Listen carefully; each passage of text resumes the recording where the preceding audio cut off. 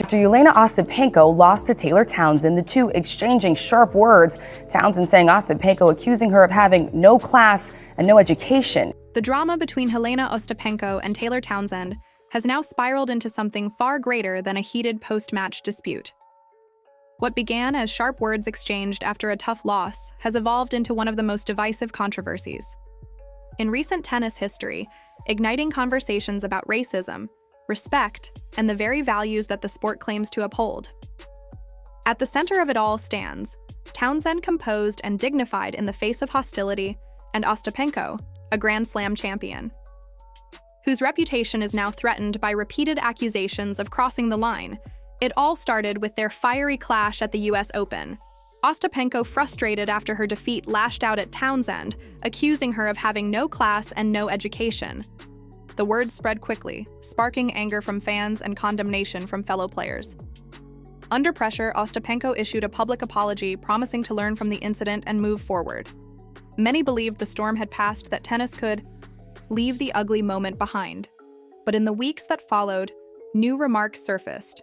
Remarks that were sharper, more personal, and in the eyes of many racially charged, Ostapenko had reportedly doubled down, questioning Townsend's professionalism and intelligence in terms that carried echoes of a long history of coded insults directed at Black athletes. The sense of déjà vu was crushing for fans who had defended her after her initial apology. What might have been dismissed as a one-time lapse now looked like a troubling pattern. By the time transcripts and clips of her latest remarks began circulating online, the backlash was immediate and unforgiving. Twitter, Instagram, and tennis forums exploded with outrage. Commentators who had previously urged patience now admitted that it was impossible to ignore. To many, the apology had been nothing more than damage control. The true Ostapenko, they said, had revealed herself again. For Taylor Townsend, this was not unfamiliar territory. Her career has been marked by moments when she had to prove herself not just as an athlete, but as a human being worthy of respect. In the press conferences that followed, Townsend displayed a remarkable calm. She refused to let the comments define her or derail her focus. She reminded the press that athletes should not be judged solely on their ability to hit a ball, but on how they treat others. And she didn't hesitate to point out the racial undertones of the insults. For decades, Black athletes in tennis had endured questions about their intelligence, class, and legitimacy, a subtle but painful reminder of exclusion. Townsend linked her experience to that broader context, transforming the insult into a teaching moment for the sport.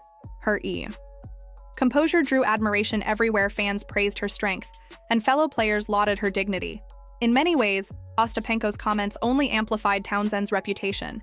She became a symbol of resilience, the very embodiment of the qualities her rival tried to deny her. Each match Townsend played afterward seemed to carry extra weight. Every victory was not just about points or rankings. It was about proving that respect, class, and excellence cannot be diminished by insults. Then came Naomi Osaka, whose voice has become one of the most respected in modern tennis. Osaka had already gone viral for defending Townsend after the US Open controversy, and now she weighed in again. Calm, firm, and unflinching, she framed Ostapenko's behavior as more than a matter of etiquette. It was about respect, accountability, and the culture of the sport. Osaka reminded the world that silence in moments like this is complicity, and her words carried the credibility of someone who has repeatedly sacrificed comfort and even her own career momentum to speak out against injustice. Her intervention encouraged other players to step forward as well. Soon, some of the sport's biggest legends joined the chorus. Rafael Nadal, rarely one to involve himself in off-court disputes, made a rare public statement. Respect, he said, is non-negotiable in tennis. Novak Djokovic echoed him, insisting that the foundation of the game is dignity. Venus Williams and Andy Murray added their voices too, reinforcing the idea that Ostapenko's words had crossed a line. Coco Gauff, representing the younger generation, offered a more nuanced response, calling for both accountability and growth. Her perspective sparked debate about whether compassion has a place in confronting racism or whether firm consequences are the only way forward. But the common thread was clear. Across generations, across rivalries, tennis was united in saying that discriminatory behavior has no place in the sport. All eyes turned to the Women's Tennis Association. The WTA has long faced criticism for responding too slowly to disciplinary issues, but this time the pressure was immense. Fans and players demanded action. The organization confirmed it was reviewing the incident, collecting testimonies. And considering sanctions, officials emphasized that respect and professionalism are non-negotiable, hinting that repeat offenses would carry consequences. Behind the scenes, whispers of fines, suspensions, and even tournament bans spread quickly. Sponsors, too, began to feel the heat. For companies investing heavily in diversity campaigns, staying tied to a player facing racism, allegations was a risk they could no longer ignore. The backlash wasn't just confined to headlines.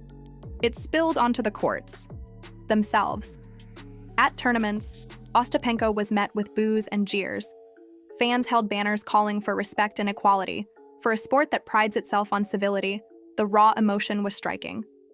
On social media, hashtags calling for accountability trended, worldwide, drawing parallels to broader issues of racism in other sports and workplaces. Analysts dissected every clip, every gesture, debating whether her earlier apology had ever been genuine. Sponsors were asked outright whether they would continue.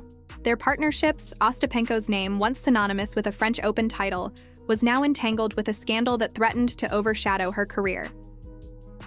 The irony was that while Ostapenko's reputation crumbled, Taylor Townsend's influence only grew stronger. Fans hailed her not just as a competitor but as a leader, someone who could turn personal pain into collective advocacy. Younger players began to look to her as a model of resilience. Each time she stepped on the court, the narrative followed her. This was no longer just about forehands and serves, but about dignity, respect, and representation. Her victories became symbolic, her voice amplified. She had emerged from the storm stronger than ever, but the story cannot be understood without its history. From Althea Gibson breaking barriers in the 1950s to the Williams sisters enduring decades of coded insults and harsh scrutiny, racism has long haunted tennis. The remarks toward Townsend fit into that same legacy of questioning, intelligence, and legitimacy of undermining excellence with stereotypes. Tennis has tried in recent years to present itself as global, inclusive, and modern, but moments like this pull back the curtain and reveal how far there is still to go for Ostapenko. The future is uncertain. Governing bodies could issue fines, suspensions, or even bans. Sponsors may walk away. Even if she continues to compete, her reputation has already taken lasting damage. The scandal has become a defining chapter of her career. Threatening to overshadow her achievements on court, redemption, if it comes, would require far more than words. It would require sustained accountability and real change. And for tennis as a whole, the controversy has become a turning point. It has forced the sport to decide whether it will treat racism as isolated scandals to be managed quietly or as opportunities to implement meaningful reforms. The lesson is clear. Tradition alone cannot shield tennis from the realities of the modern. World governing bodies must set clear rules and consistent punishments. Players must be educated not just on technique but on values, and fans whose voices now carry immense influence will continue to hold institutions accountable. The Ostapenko-Townsend saga began with division, but it could leave behind something much larger. Townsend's grace, Osaka's courage, and the collective outcry from fans and legends alike have shifted the conversation. It is no longer just about one player's remarks.